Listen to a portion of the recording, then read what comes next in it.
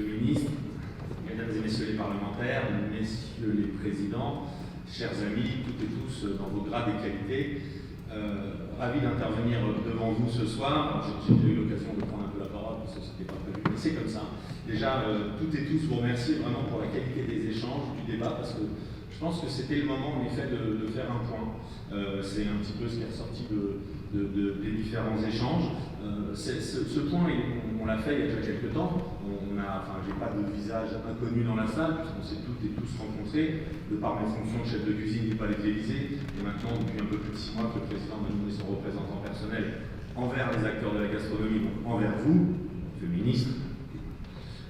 Et justement, la question était de se dire, et sur nos compétitions internationales, et sur le plan national, ces problèmes, parce qu'il y avait des problèmes que l'on pouvait rencontrer, que ce soit celui de la formation, que ce soit celui de l'agriculture, que ce soit celui de la transformation, que ce soit celui de la restauration collective, on en a parlé, c'est un sujet qui me tient à cœur depuis de nombreuses années, à savoir comment est-ce que ça se fait que dans nos cantines de France, dans nos entreprises, en France, on ait choisi un modèle alimentaire qui ne soit pas le nôtre.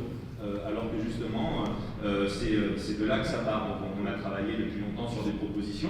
On l'avait déjà fait, notamment, je vois Mathieu l'a fait du club de la table française, on l'avait fait lors de la dernière présidentielle pour proposer des choses. Et c'est un travail qu'on a continué à faire pendant de nombreux mois, de nombreuses années. La question du Bocuse d'Or est arrivée. En effet, bravo, un grand bravo, et pour la performance. Mais avant cette performance, et merci à monsieur le directeur technique de Marcoussis de nous avoir accompagnés aujourd'hui, parce que, en effet, le bilan, on a fait même sans se rencontrer depuis de nombreuses années. Et c'est vrai qu'il fallait cette remise en question. Et Davy, bien évidemment, et tu sais l'amitié que je te porte, et depuis de nombreuses années, on a traversé ensemble quelques épreuves, certaines dans le désert, on va pas raconter toute notre vie, mais on a eu d'autres performances à une autre époque, en plus de ce titre de meilleur ouvrier de France. Et Serge, un grand bravo à toi, parce que je pense que on vous a bien évidemment déjà de nombreuses fois félicité, c'est pas terminé, vous allez voir, les honneurs vont encore arriver aujourd'hui, demain, après-demain. Mais avant tout ça, pour ces honneurs, il y avait une grosse remise en question à faire. Le courage d'y aller, le courage de faire le point. Régis, je sais bien évidemment le travail que tu fais au quotidien dans tes affaires, et c'est pas, je pense, un hasard si en effet les gens qui sont aujourd'hui autour de toi ont travaillé avec toi, et je pense que tu as su leur insuffler au fil des années. Ça s'est pas fait en quelques réunions sur la team Bocuse d'Or, mais ça s'est fait au long de chaque service, au long de plusieurs années, et je sais comment tu les as accompagnés durant toutes ces années, et s'ils en sont là aujourd'hui, ils t'en doivent en partie en tout cas leur performance. Et donc c'est vrai que lorsque le président m'a chargé de mener cette gastronomie française à l'international, et il m'a rajouté bien sûr le national avec l'année de la gastronomie, où je sais qu'on en parlera un petit peu rapidement tout à l'heure, mais on est là aussi pour parler de cette année de la gastronomie. N'hésitez pas, il y a l'appel à projet qui a été lancé, nous avons de belles choses à faire tous ensemble, parce que cette gastronomie, elle vous appartient, et je pense qu'il était important qu'on puisse en effet se fédérer. Alors, comme on est entre amis, on se dit les choses, on n'est pas là pour se passer de la pommade, même si je vous remercie, parce que tout au long des discours, il y en a une grosse partie de cette pommade qui était pour moi, donc je la prends avec honneur et plaisir. Maintenant, vous savez, c'est la mode et c'est une tank, comme on dit, et on doit passer au tout tank. Ce constat, on l'a tous fait.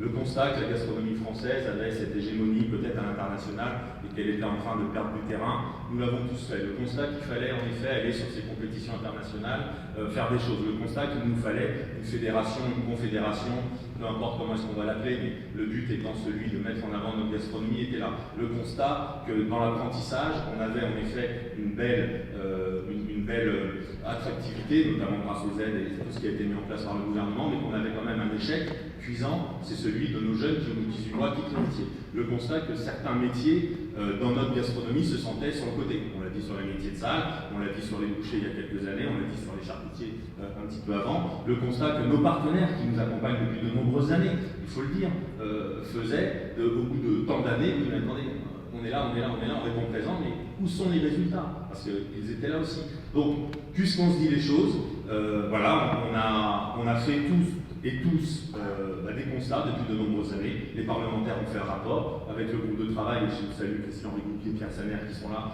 On avait un groupe, on a travaillé sur un rapport qu'on a remis au président de la République et au Premier ministre il y a quelques mois. Les propositions n'étaient pas les mêmes, mais quasiment, puisque le constat était celui de la profession. Ce n'est pas un rapport que l'on a fait entre nous, et on a également, comme vous l'avez fait, mesdames et messieurs les parlementaires, audité la profession.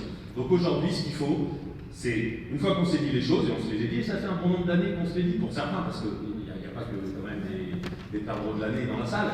Et mon cher Didier, ne me prends pas pour toi, mais cette question que tu as abordée tout à l'heure sur le restaurateur, cette question que tu as abordée sur le fait de pouvoir préserver le mot restaurant, je te rappelle que c'est une réunion qu'on a faite il y a plus de 15 ans, ensemble.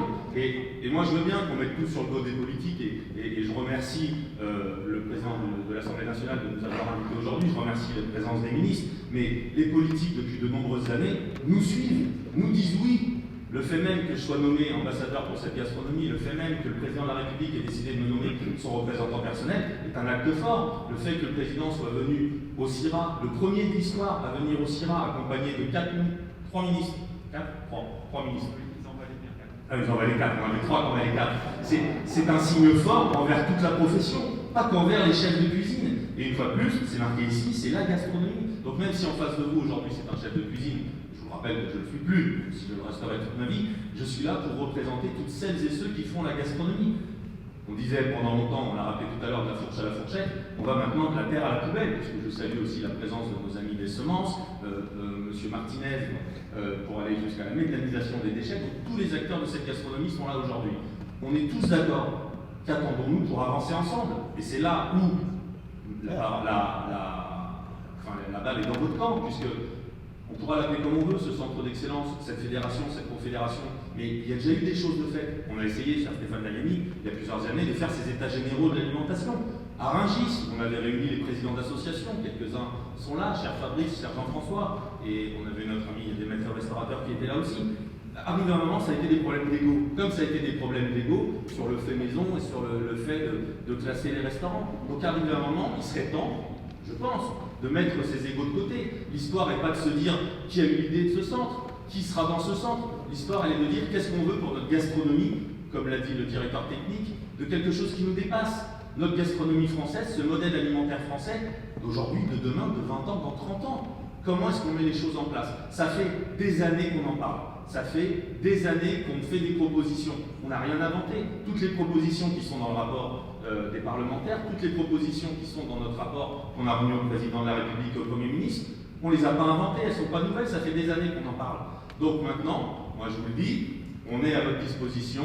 Ne vous posez plus la question de savoir quid du financement, quid du pouvoir public, quid du politique. Le politique l'a dit, oui, le président l'a dit, oui, ce centre de formation verra le jour, il sera en Rhône-Alpes. Le président Laurent Wauquiez, qui va être représenté par sa vice-présidente aujourd'hui, l'a annoncé, oui, ils financeront ce centre d'excellence. Donc maintenant, la question, elle est dans vos mains. Est-ce que vous, toutes et tous, des acteurs de l'agriculture, du monde agricole, des semences, des transformateurs, des distributeurs, cher Stéphane Dayani et cher Pascal Pelletier, des artisans, et il y en a un bon nombre devant moi, jusqu'aux consommateurs que nous sommes tous, qu'est-ce que l'on veut pour notre modèle alimentaire, pour notre gastronomie d'aujourd'hui, de demain et d'après-demain. Merci à tous. Merci.